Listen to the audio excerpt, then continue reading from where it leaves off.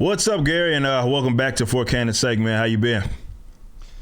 Good. How have you been, my friend? Man, just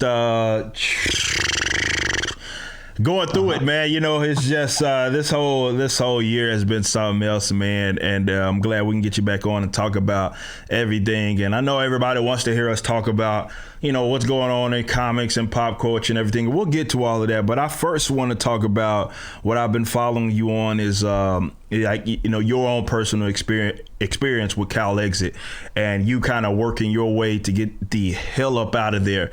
You know, you were in San Francisco, if I'm not correct, and you know you kind of got out of there for the time being, and then you'll be relocating hopefully soon. And I think you're still kind of navigating. So what's that been like? I mean, I would imagine, you know, you probably had it on your radar, but this year kind of had to expedite things, man, because to see between the hypocritical governors, the hypocritical mayors, and, you know, with your, you know, with Lady Neurotic being a business owner and making it completely illegal essentially for her to work, man, what's been that experience like? Because you're actually on the ground. It's one thing with me being in Texas to sit up here and gripe about what's going on, but you're actually experiencing those sorts of hardships, man. So what has that been like?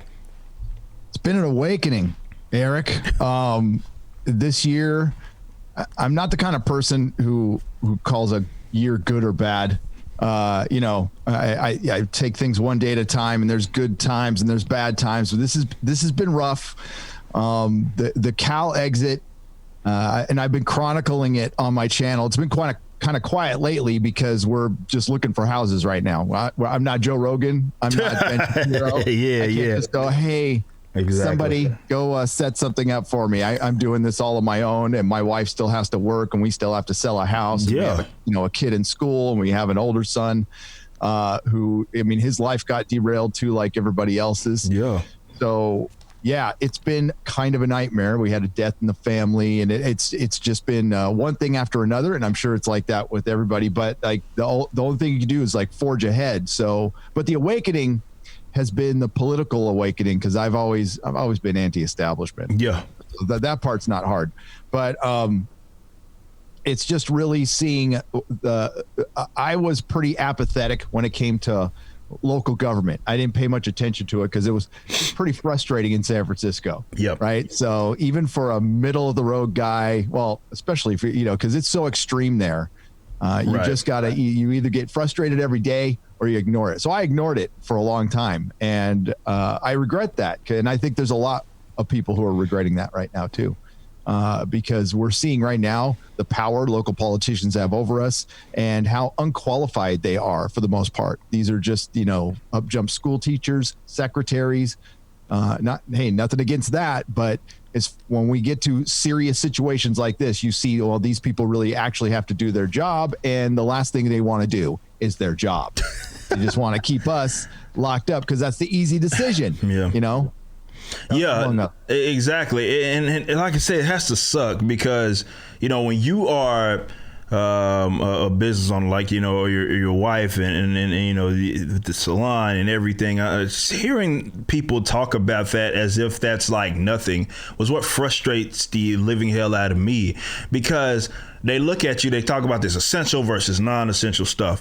And for people to act like, well, you just want to, you know, get your hair cut, or this person just wants to get their hair cut, and they joke about it and mock it, and they don't seem to consider that this person, this is their livelihood that you're talking about here. Like, that person does hair, but that's a valuable thing considering that is how they make their money, right? Or the people that work in the salon as well. Like, they don't even consider that, and it's so easy for them to say, well, yeah, we can shut your industry down. I talk about something near and dear to my heart is gyms, me being an athlete my entire life, and me being a former. That was my thing before all of this music and the YouTube and the political commentary. That was what I was doing. I was doing, you know, being an assistant GM and a general manager for multiple gyms, and to see those be like the first things to go when people just say, yeah, just shut it down, because a lot of those, like salons, are like either franchised owned, they're owned by they're not owned by people that just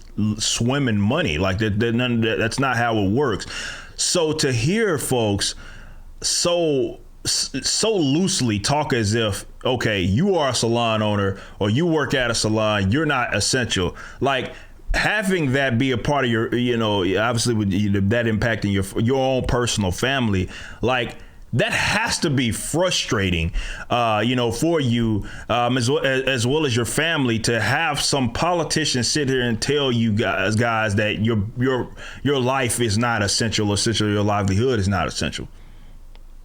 Beyond frustrating. It enrages me at this point. And, I'm,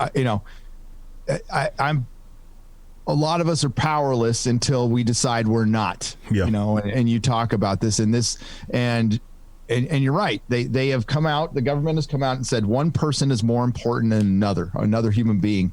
And on a human level, that makes you feel like crap. Yeah. Until you decide one day, you know what, F you don't get to decide what if I'm essential or not. And I don't recognize your authority anymore. And, that's not a place I expected to be in 2020 or any point of my life. And that shows you how comfortable we have been and how comfortable of a society we have had. We have people out there who don't know what value is, the value of work, the value of ownership, when they just, it's just your business. It's just property. Yeah. It's just going outside. It's just your freedom. We're adjusting ourselves right into tyranny. So I'm with you on that one, man. There's a point where I know what the solution is, and it's waiting for it to happen. Yeah. And it's not anything, YouTube, Mama Susan doesn't like us talking about it. Yeah. I have certainly been put into a corner for talking about my Calexit stuff, and I'm not going to stop. If it completely craters my channel, I'm not going to stop. Yeah, because I know where this ends, and I'm just getting ready for that at this point. Yeah, you have to. That's the realistic situation, and I've been very vocal about, this ending. We're starting to see a lot of this. I think kind of some of the election stuff tied into that, but you're starting to see a lot of folks to, reconsider, because the can got kicked down the road. I don't know how many times. We started this whole thing in March, and, we're still here going into 2021, which is amazing for me to say, by the way. But yeah, it's like they move the posts consistently. That's the only thing consistent about anything that their approach is like, we said this was going to get you on the other side of this, but no, we actually take it back, and we pull the rug from under you. That's just so frustrating, because I know business owners who are in these sort of tough situations, and I'm in Texas, so we're not necessarily dealing with another lockdown, but I could not imagine being in an area that has had to go through a lockdown number 1 and 2, and then they're going through like this third sort of lockdown. Never really got out of the first one, but they're getting more strict in terms of their lockdowns.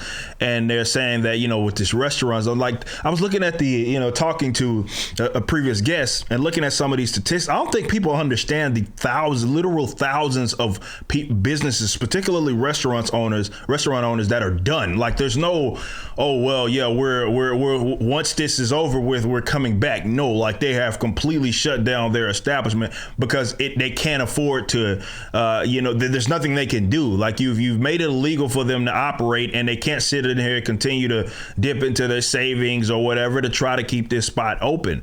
And this is why I long said that this does not end until civil disobedience, until the populace says, you know what?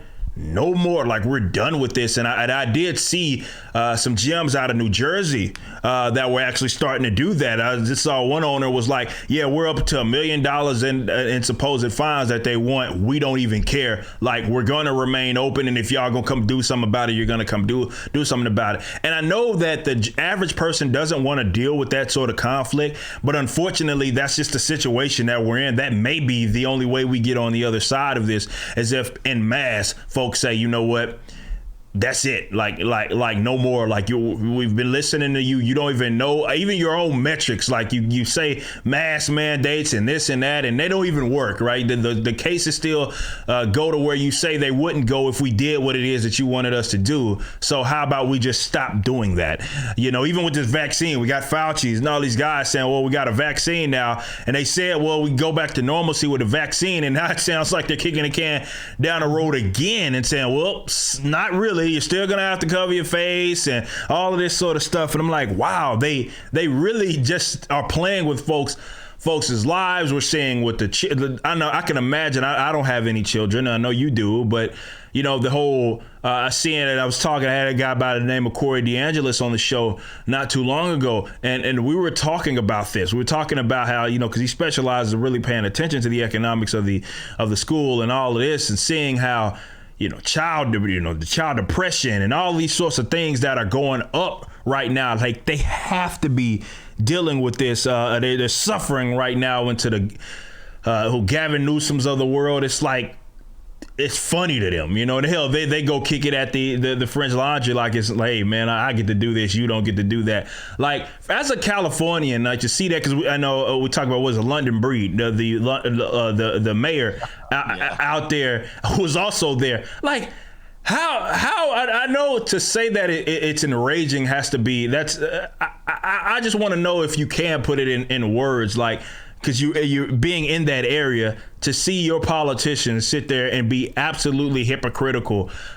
in this regard and still continue to lecture you. Like, could you even put that into words, like where that leaves you? I'm getting the hell out. That's where it leaves me, because he's got a 59% approval rating. Wow. Despite all that Unbelievable. stuff. I mean, there's 800,000 signatures on the guy's recall thing. And he's, you know what, Gray Davis got recalled because our power bills went up. That's why he got recalled, because our power bills went up a lot. But I mean, Gavin Newsom is stealing our freedoms, flaunting them in our face, going to the effing French Laundry, probably on our dime. And yeah. that is not a cheap place to eat. And he is the poorest person in there, I promise you. Also, his 6 big businesses are considered essential. Of course. They're open, and they got their PPP money before everybody else. Of course. And one of them, $900,000 to retain 14 employees. Wow. Normally, $900,000 is allocated to retain 148 employees. This is a game to them, and because he's got a D, yep, and he's pretty. I mean, a bunch of low information voters in California, which is the vast majority of them, are, he's great. He's just great. Oh my God, he's so cute, and I love his hair, and he speaks so well. Yeah, he's a fucking moron. Excuse my language. That's the only language you can't use. Yeah. If you want to see, Adam Carolla destroys him in an interview from about a year and a half ago. Just utterly destroys him. When the guy gets away from the prompter, he says all the time. He's a moron. He pushes wine. And his dad worked for the Getty Oil Corporation. Yeah. That's how he became mayor, the youngest mayor of San Francisco, and passed laws like, you're not a dog owner, you're a dog guardian. And that's just the tip of the iceberg with that stuff. And that's why I ignored most of it, because I would have gone crazy there. Yeah. So yeah, we have been ramping up looking at houses at this point, because I don't think anything can change here. If I thought I could, I would probably be more involved with the recall. I fully support the recall. By all means, recall this guy. I just don't think it's going to work, because the way they redistricted California, it's impossible. There will never be a Republican governor again in this state, and this used to be a red state. Yeah, I know, and it that's used to crazy. bounce back and forth. You know, and that's fine. I don't care. I think they're all crap right now. But no, we're just getting out. So I found there's a nice house I'm looking at, like in the middle of nowhere in Texas. Yeah, that's usually the best spot, you know, to be in Texas, in the middle of nowhere. That's the best you can do. Absolutely. And I can get my Wi-Fi out there. I can get fiber optic out there. That's perfect. That's the perfect. Out in the middle of nowhere with fiber is like a dream right now. That's what we're looking for after we leave this house where we're at. That's exactly what we're looking for, because that's all I need. Give me in the middle of nowhere with fiber. I want to be left the hell alone, man. That's exactly what it is. So I guess let's move on, because we can sit here and talk all day about these dipshit politicians and everything. But let's talk about Hollywood, because, you know, you kind of kept your finger on the pulse, you know, with that, because they're in an odd state also with the pandemic, though Mr. Governor Gavin Newsom said they were essential because they're entertainers for some reason. That's essential, but, you know, if you own a restaurant, go fuck yourself. Incredible. But you know, they're in this odd spot, and it seems like for whatever reason, despite it being completely against the core consumer of whatever, let's say, genre that they're in, they continue to double down on this bullshit. And what's going on? Because you're obviously, you know, you're more involved in, like, you know, Doctor Who and the Star Trek sort of side of thing. What's going on there? And what are you guys dealing with? Because I know you're dealing with the same bull crap that everything that I love and enjoy. But what's going on there as far as the insane people running the asylum? Hypocrisy. I mean, it's really hard to differentiate Hollywood from Sacramento, from Washington, D.C. It's all a big show. At least the adult pretenders tell us that they're pretending, and we understand that. What's going on with Star Trek and Doctor Who, it's very interesting what's going on in those fandoms, because they've been woke for a while now. They're both, one show is like well into its third season of just absolute garbage, and Doctor Who's about to enter its third season of absolute garbage. But the fandom is starting to wake up, and you know what they related to, and it never was about this, by the way. They related to the election. Now that they're just absolute seething hatred for the Orange Man. I mean, they're going to miss him like crazy. Yeah. As they perceive over, I don't know, but they perceive it as over. So they're starting to evaluate their lives, going, oh, maybe this show did suck and I was just supporting it because the Orange Man bad. I don't know. But a lot of people are starting to realize that these shows suck, but it doesn't matter because they're platforms now. They are platforms. Star Trek is specifically a platform. And through some digging, which wasn't very hard, little Googling, you find out that Star Trek Discovery, you know, is created by Gene Roddenberry. One of the executive producers is Rod Roddenberry, his son, and he is the head of the Roddenberry Foundation, which funds something that I like to call TITI. It's TTEE. I don't know what it stands for. It's a think tank for collectivists, of course, basically Marxist, of course, storytelling, which I think, I mean, that's an oxymoron. Yeah, but it's also put together with the pop culture collectivist organization or something like that. So they're putting together these stories you can and cannot tell, and that's what Star Trek Discovery is. It's intersectional feminism, Bechdel test. There's like no dudes. I mean, this used to be, okay, for one, Star Trek always a pretty progressive show, always ahead of its time, always egalitarian. It showed this really utopian version of the future, and what you were supposed to do is follow, the captain or whatever would take you on an adventure, and then there would be some allegory through the aliens that our society would be looking at, and it was like, oh, we used to be like this, and we're glad. And it showed you a positive vision of the future. Yeah, I know what Gene Roddenberry was. He was like a faux Marxist, womanizing, full-on capitalist who could say he was a whatever he was, but the guy liked being rich, and he liked sleeping with a lot of ladies that he wasn't married to. So hypocrite, or Hollywood producer. And I miss those guys. I miss the guys who just wanted to like get really high and go on a yacht and sleep with a lot of women. I miss that Hollywood. So that's what Star Trek is now, and they've come out, and the cast has run campaigns for a president and campaigns for Georgia. And this, dude, you're just a TV show. You're a pop culture TV show that people used to love for escapism. And right now people could really use like an hour to turn off their brain, not forever, but an hour to turn off their brain from all the garbage to enjoy an episode of Doctor Who and Star Trek, which used to be these really fun shows. And Fandom was a place where people would come together and forget all that crap and talk about, for the most part, what they had in common. Now, there's always griping in Fandom, but it's like dumb, it's fun, dumb stuff. Who's a better captain, Picard or Kirk? Obviously, it's Kirk, but stuff like that. But now it's political lines because they've introduced that. They have decided to pick a side. They have decided to, and that side, I don't know who's on that side, because there's a lot of people on my channel, and you're experiencing the same thing, Eric. We're all experiencing the same thing on YouTube, and that's why YouTube's freaking out right now. And I don't know if you've noticed, but it's been weird. Yeah, YouTube lately. It's been very weird on YouTube. But people were coming together. I have member streams all the time, and there's people from the left and the right, and it's all about authoritarianism. Yep. That's it. Yep. So are you for it or are you against it? And when they're literally coming out with things like authoritative sources, I saw a tweet from the president today that was disputed by Jack Dorsey. You know, it's crazy when you're banning people.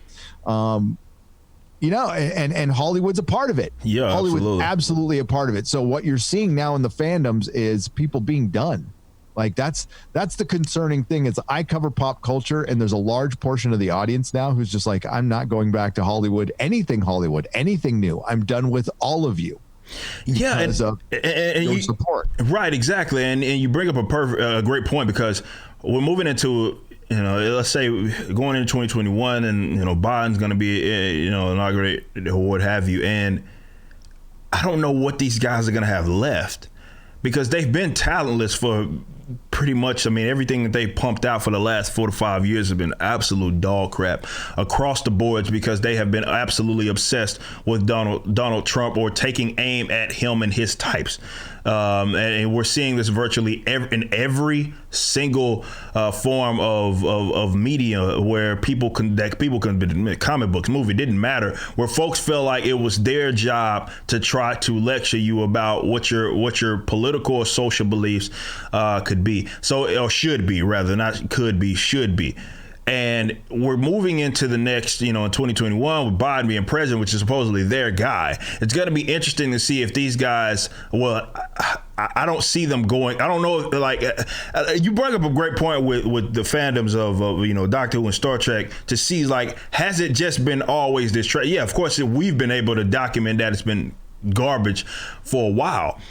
But as more people start to notice that, I think Hollywood's going to be in trouble, and not just Hollywood, but with the comic books as well, as people realize, like, wait a minute, these have been dog crap. I've just been so blinded by my political ideology that they've been sort of putting in the books or putting in the movies, and they're taking it to those folks that I have been told to be against, and they've accepted that. So they'll accept whatever they'll dangle in their face, no matter how bad it is from an art standpoint. They'll dangle it in your face, but hey, look at this.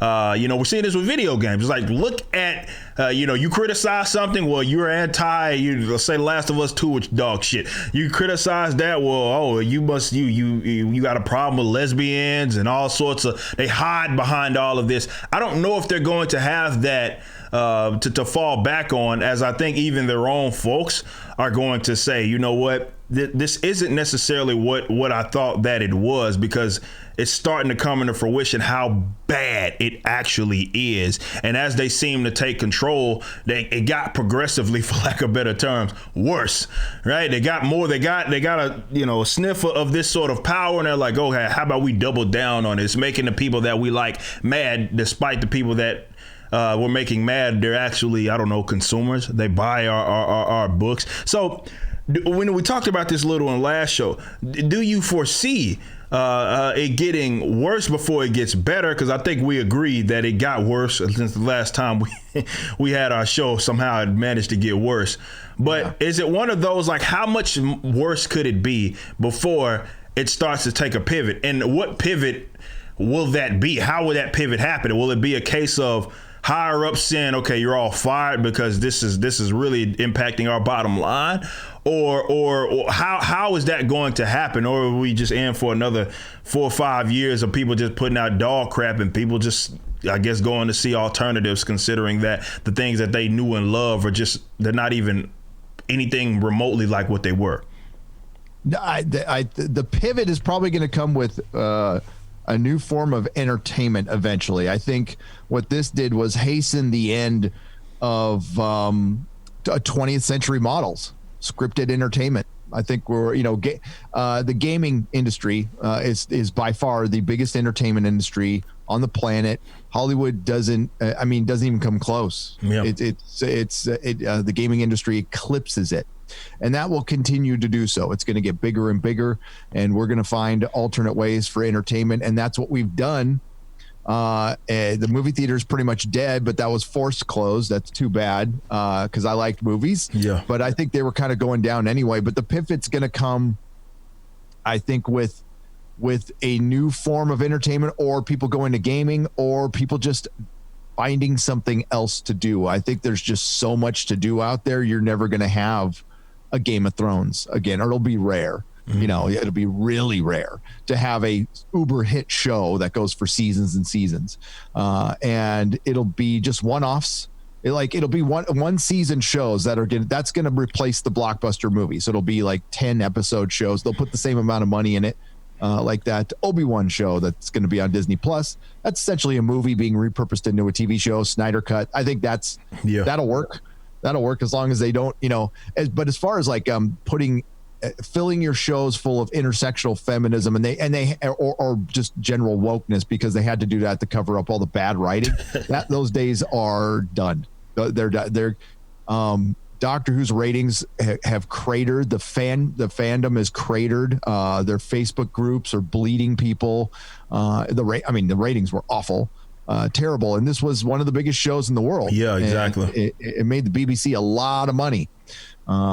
They made a big deal with China, who doesn't show all of the episodes, who only shows a few episodes because of their censorship.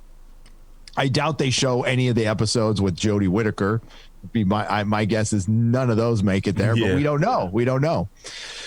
But it's kind of the Wild West after that, because when are things turning back to normal? I know the system wants things to turn back to normal, probably around 2024, late 2023.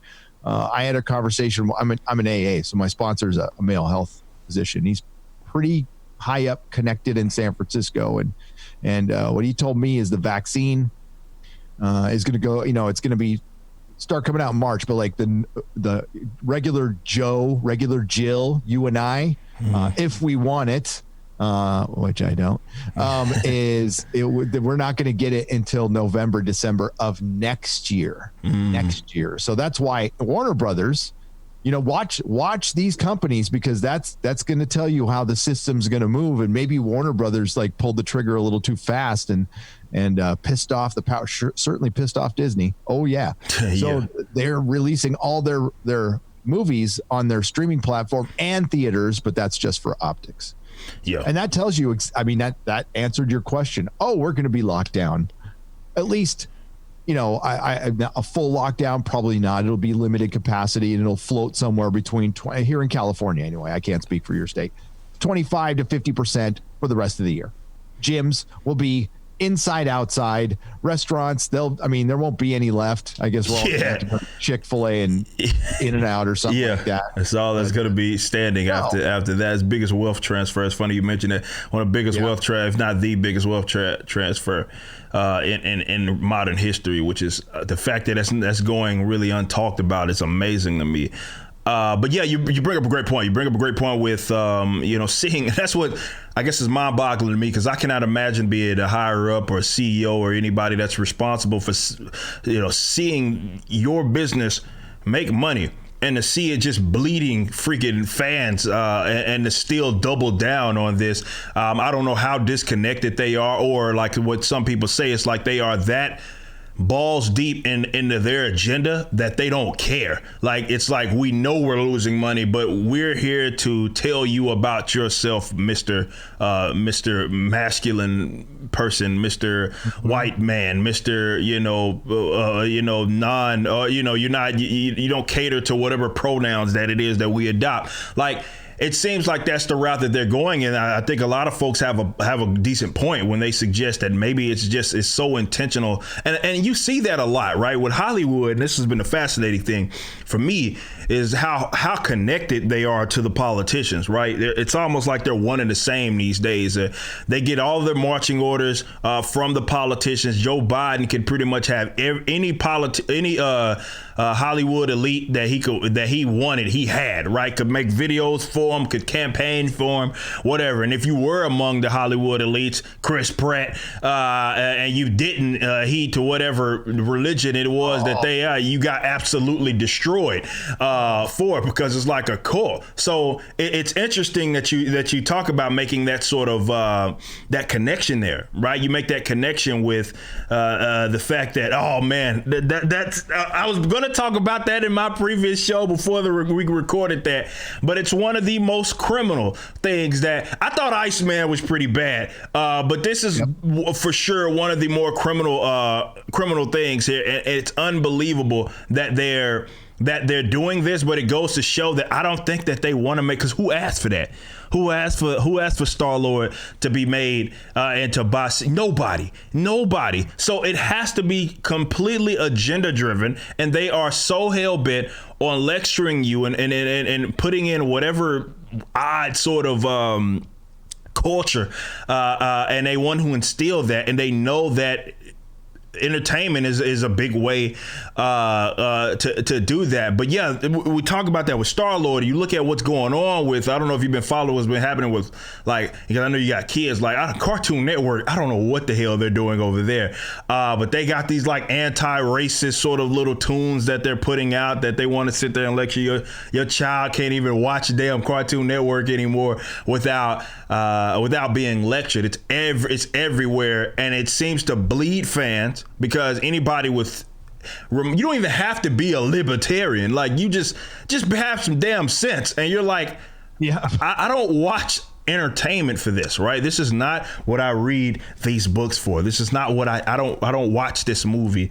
to sit here and be lectured. What your why is that I can watch your movie, I can read your book, and I know exactly what your politics are. Like, I don't even have to guess. It's like, I know exactly what they are. Like, it's that easy, where it's like I read a couple of pages like, yeah, this person for sure is this and that, because we talked about I know we talked about Gotham Knights before, but the recent one, the whole I am not Starfire, and the chick looks, it's a self-insert, right? The chick looks exactly like what I can't pronounce her name. Rico Tomasi. Yeah, it looks exactly like her, bangs and all, and I'm sitting there like, what? Like, is this sort of how they've fallen from? I don't even know if they're falling from grace. We can't. I used to say that they're going downhill, but I think at this point it's like a cliff. Like, it's like there's no downhill. Like, it's like they've jumped off. No, that hill is that hill is it's you ever seen El Capitan in Yosemite? Yeah. It's 3,000 feet straight down. That's what this shit is. So I remember when I was a little beardless boy, with my mom going, "Hey mom, can I get the Star-Lord magazine? And where does he put his penis?" That's the first question I asked about every two-dimensional character that you don't even see their penises. We need to know where their penises go all the time. I don't care. They did this. They did this deliberately to Chris Pratt. Of course, absolutely. Did Al Ewing ask Steve Englehart, who created this character, if he's okay with that? No, I bet you he didn't. And you know who had to sign off on it, by the way? Kevin Feige. Yep. Kevin Feige runs Marvel Comics. So he had to sign off on this, and he signed off on it. So if I was Chris Pratt, I'd quit. Yeah. I would quit. Because that's exactly what it's no coincidence that they did that with that character. None whatsoever. They want to canonize that. They want to stick it to him again. It's the one guy that is not he's a hell of an actor. He does what he does, but he's not one of them. Like, he's not one of them because he's either apolitical or, we know that he's supported conservatives in the past, but he's not part of their clique in that regards. So of course that was to sit here and act like that was an accident is being disingenuous. We know that was they purposely wanted to take it to him, and to see a character like that, like destroyed like that is I don't even know what to say. Kevin Feige, I know you're watching because everybody watches Eric July because he's one of the best people on YouTube. Make him gay. Make him full on gay in the movies. I want to see butt sex with Drax the Destroyer and Galactus. Big purple wiener. I want to see it in Guardians of the Galaxy 3. Show me how woke and progressive you are. I just want a 3-hour orgy. with all of them. But show me how freaking woke you actually are. See, nobody knew who Peter Quill was before 2014, except for you, me, and 5 other people. I've been reading this crap since I was a kid. That crap's actually really great. And I was so happy when the Guardians of the Galaxy became popular, because I was even skeptical. I'm like, man, this is pretty niche, and I don't think people are going to like this movie, but I'll like it. And everybody loved it. James Gunn hit it out of the park. It was the most thing like Star Wars we'd ever seen. And they take this character. Marvel had, God, DC would dream for this. You had this like Z-list character that became A-list instantly, like overnight. And now you just killed him. Like, it's done. People are not going to take it seriously. Nobody takes the comic book industry seriously anymore, anyway. At this point, and they're just hastening. You're, like you said, off a cliff. And I'm a lifelong comic fan, Eric. I don't buy Marvel comics anymore. I don't buy Marvel, which is amazing to see. Support them, right? It's amazing to see, because I have stuff that I'm on my pull list that the 3 good books that are out there, right? And I just try to stay in the know just for the sake of, I know that there's a lot of people that they want my opinion and they want my position on comic books, but it's just like the first time like ever in my life, aside from when I just was going through that period of time in college where I just didn't read, that I've been like, I reach out to my local comic book shop 3 weeks after the fact, and I'm like, oh yeah, because they know what I want, and I'm like, oh yeah, just charging my car. I don't even care to even go there. They're shipping it to me. I don't even care to be in the know like that. Speaking of Guardians, right? I think, look, this is my stack of books that I was called myself getting caught on. The recent one where you turned gay was what, 9? This is 5 right here, right? For the first time, I'm not even remotely caught up on any of this stuff because of how trash it actually is, which is amazing for even me to say, because I was one of the ones that would even read the bad ones, at least for the sake of knowing what was going on and to inform the audience, because a lot of folks, they look to me to be knowledgeable on this stuff. I don't even care right now. That's how terrible it has gotten, to where someone like me, and I'm not the only one, which is why local comic book shops are hurting like shit, and they continue to say, all right, well, DC and Marvel holding them by the balls and putting out trash that they know they can't sell. It's sort of where they're at with it. Like it's amazing. It's amazing that these guys continue to make books for an audience that does not even exist, or rather in comic books, right? You talk about that being niche, and think about the other multitude of other characters that are niche, that that there's a certain type of person that reads that book, and you basically kick them in the nutsack. You say, you know what? We don't even care. Bow, I'm gonna kick you in the sack and go about my business, because they're not in the interest of like making business. They're in the interest of making social and political points. I got on the recent show, I'm talking about the whole erasure of these redheads. We got Cyclone now with DC. Has been announced that she's going to be played by some pronoun half black chick, I believe, or something like that. And I'm sitting here like, you're watching these comments of these weirdos who don't read books at all. They don't, and they sit up here and champion this sort of stuff. And that's the audience that, for whatever reason, DC and Marvel has went all the way in on and said that's who we want to try to make these books for. We got Future State coming out with DC. How the hell? This is amazing. We all knew. I thought it was unanimous that all knew all Marvel was one of the most dog shit sort of lines that existed in recent years. And DC says, we're going to do the same fucking thing that they did that was an absolute disaster. We're going to just call it Future State, which essentially is the same exact thing, where they have basically all these characters that everybody know, and they make them to the point to where they're completely unfamiliar, right? So you get Black Batman, you get non-binary Flash that nobody asked for. Like, you get all of these versions of these classic characters. Legs. Well, yeah, Polo Tink Tink. That's what Cat Williams said. Joke 10 years ago. Well, someday they're going to make Flash a non-binary amputee, and they did it. DC's like, Marvel, hold my soy latte, watch us, and that's what they did, dude. And listen, create a gay character, create a bi character from scratch. Yes. Get that character a following. But no, they needed to take something away because they hate you. They hate me. They're vindictive. They hate themselves. They hate the industry they're in.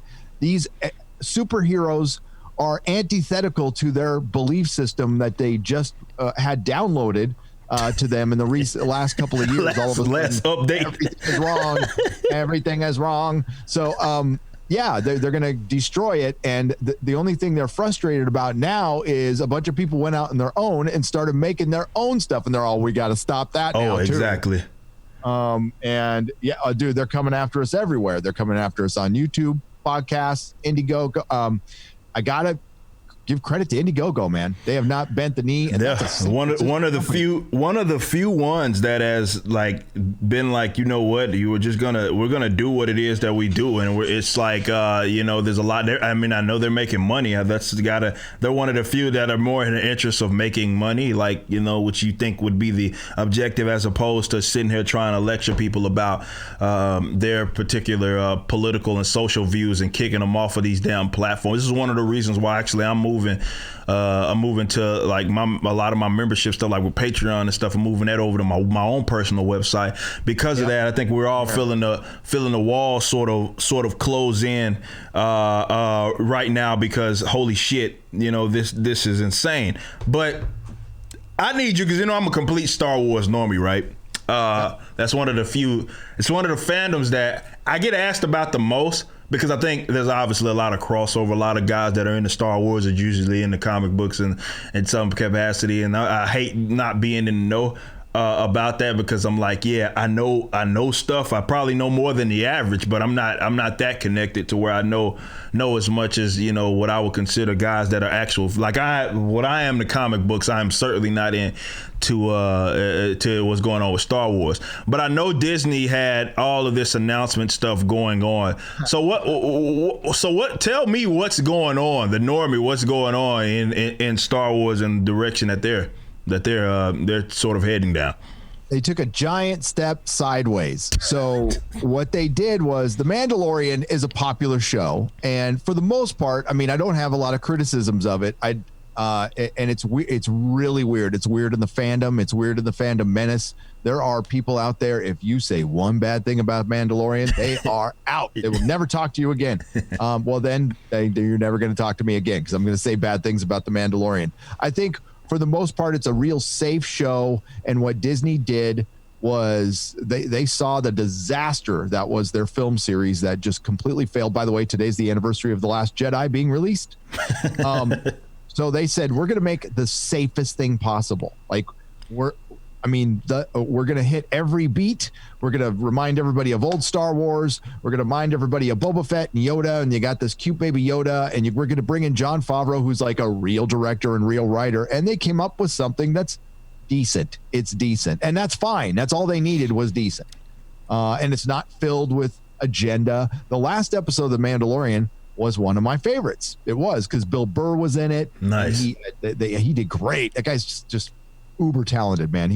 I'm surprised he's not a bigger star than he is, but I like the guy. So they saw that success after their massive failures with Solo and that Disney trilogy. Each trilogy movie, which was the ones with Rey and Faux Pin. But see, I always want to say Faux and Pin, Finn and Poe, because drugs in the 80s. I did a lot of it.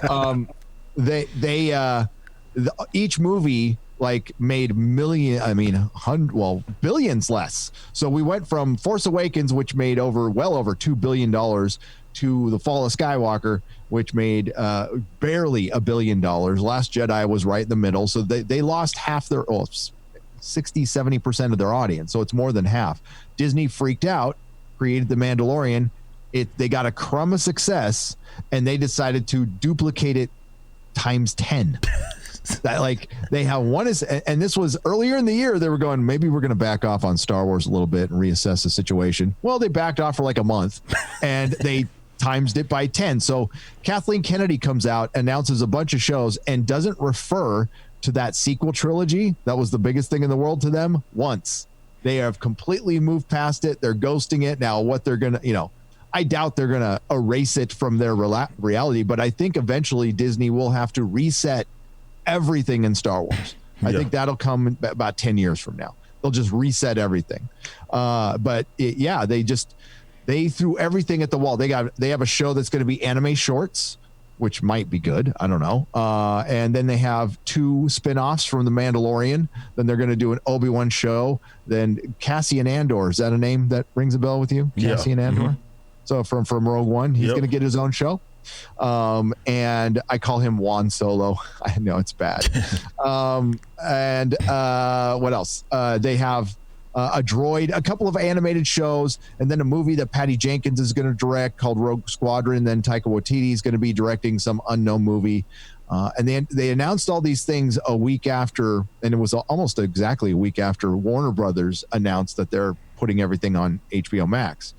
And Disney did this as a reaction, but they just flooded us with Star Wars after it wasn't that long ago when people forget so quick, Eric. And you want to connect it to an election. People have short memories, real short memories, and all of a sudden they're like all on board for Star Wars. And I'm like, I did a video on it. I'm like, you guys remember a few months ago, they killed Luke Skywalker a year ago. He OD'd on the Force. They killed Han Solo by making him a bad father, and the reason they did that because they were white, male, and they wanted to fix that problem in the Star Wars universe. And they've erased them. They're gone. They're just gone. They've ruined the characters forever, and I guess a lot of people are just cool with that now. I'm not, I'm done. I'm not a Star Wars fan anymore, just like I'm not a Marvel fan. These people have had to try very hard because there's always been politics and stuff. I've always known what side of the aisle they're on, but they always respected me as the reader. Yeah, exactly. Me as the paying customer. But now we're well into you're just a consumer, and are you good? Yellow Flash brings us up, and it's a great point. I want to give him credit. Are you good enough for us? That's the whole attitude. And my attitude is, I guess I'm not. Yeah. I guess me and my money aren't good enough for you anymore. I was a lifelong fan. Look at my room.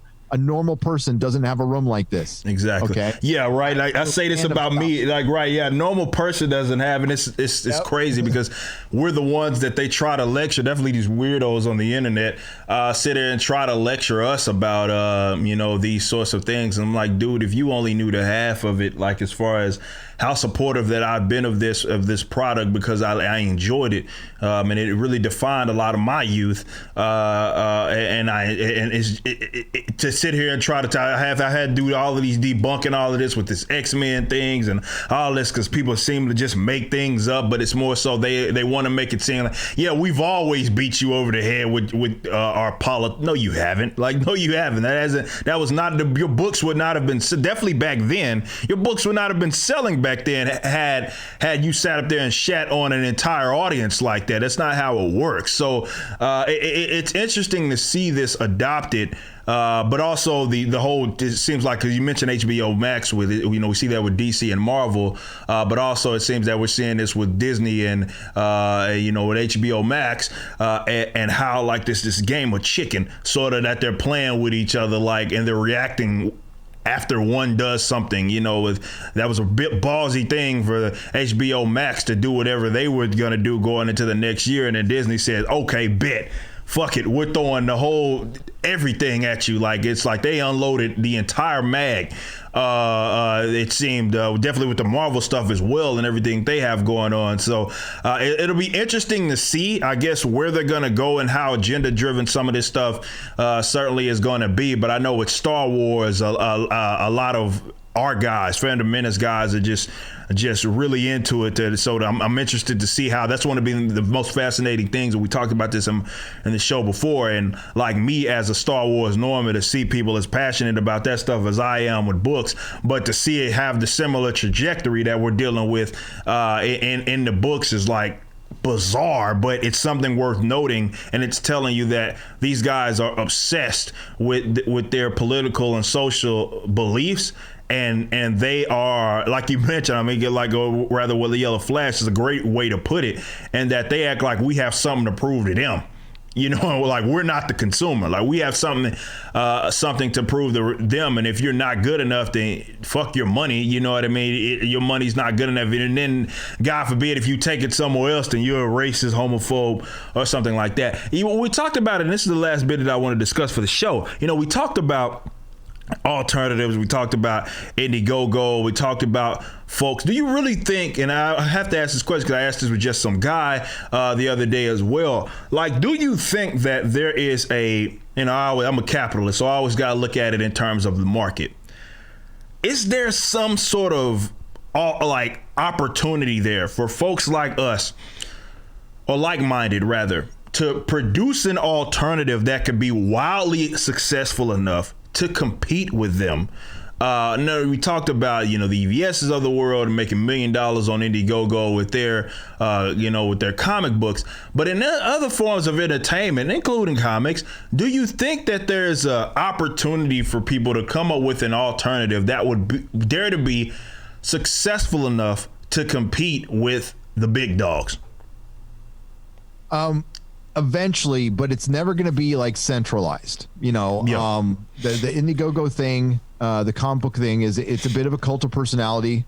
And unless your comic is just like, I don't know, like Picasso level good, yeah, you know, you're going to need to have, EVS is that combination of like dynamic, funny personality on YouTube and top tier artists. Yeah. So that's a rare thing. Most artists don't have that kind of personality. That's true.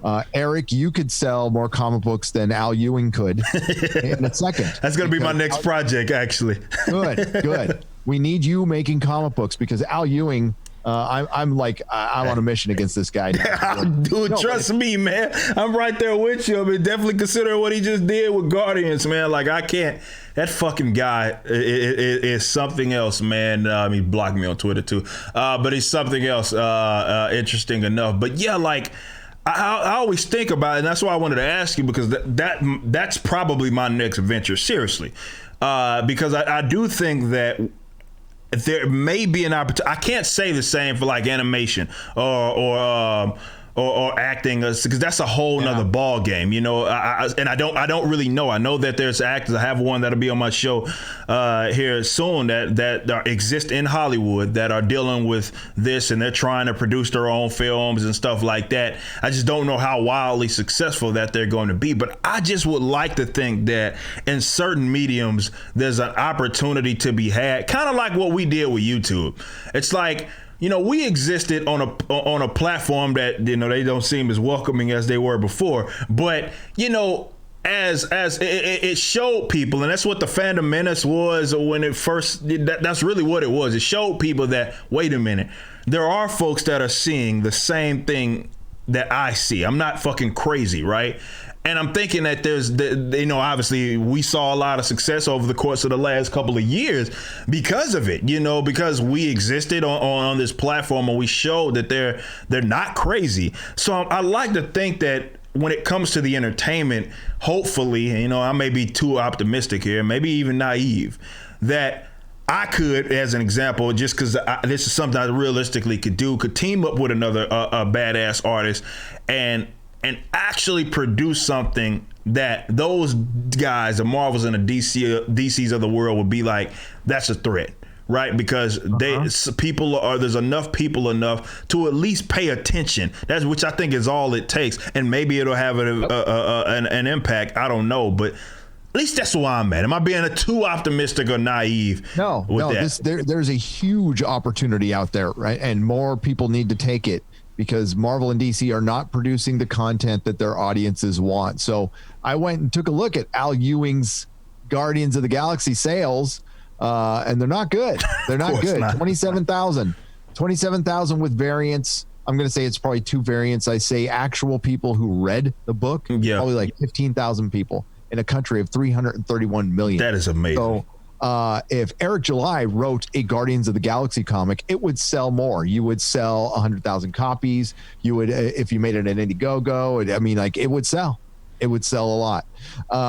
And that's where we're at. So there's a huge opportunity. What's going to happen to Marvel and DC is they're going to license their characters out to smaller companies so they don't have to produce them, and they're going to shut their operations down.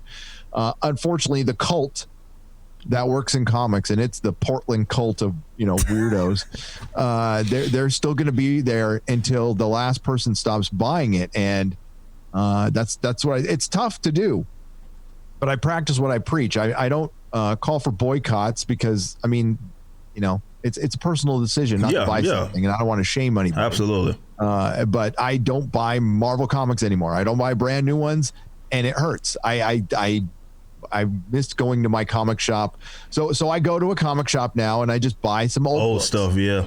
Buy some old stuff. And this stuff, oh my God, is it good? Man. And this was stuff they wrote to get around the comics code. And dude, you don't get art like this in anything now. And I'm okay with it. But I think there's a huge opportunity for you. Will it become the next mainstream? I don't know. It doesn't need to. That's true. That's true. It doesn't need to. Yeah. You're in the music scene. You know better than me because think about the old punk rock scene, the old independent scene. I mean, that's kind of what the Indiegogo scene is. It's the new punk rock, and you can definitely live there look at Social D. You can live there for and eat off of it. Time. Yeah.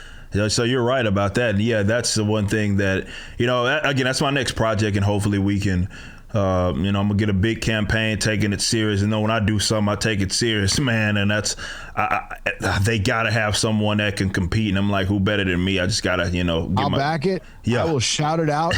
Just let me know when you get started. I'll be your biggest fan. Man, I appreciate that. So before we go, what else do you got planned on, and where can everybody find, of course, everything it is that is you, if someone's silly enough to, for whatever reason, know about me but don't know about you?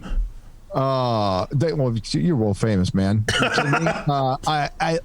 I'm Gary from Nerdrotic, and I'm on YouTube's naughty list right now, and have been for a couple of months. And I'm sure you are too, Eric. Yeah. So we're on YouTube's naughty list.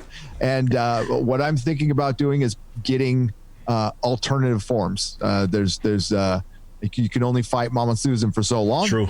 So I'm gonna do it as long as I can, and never thought it would last forever. So for right now, you can find me on YouTube, but there's going to be other places you can find me. And when the world opens back up again, which it will, I'm going to open up a comic shop in Texas. Nice. And spend my days fighting the man and reading comic books. Man. So.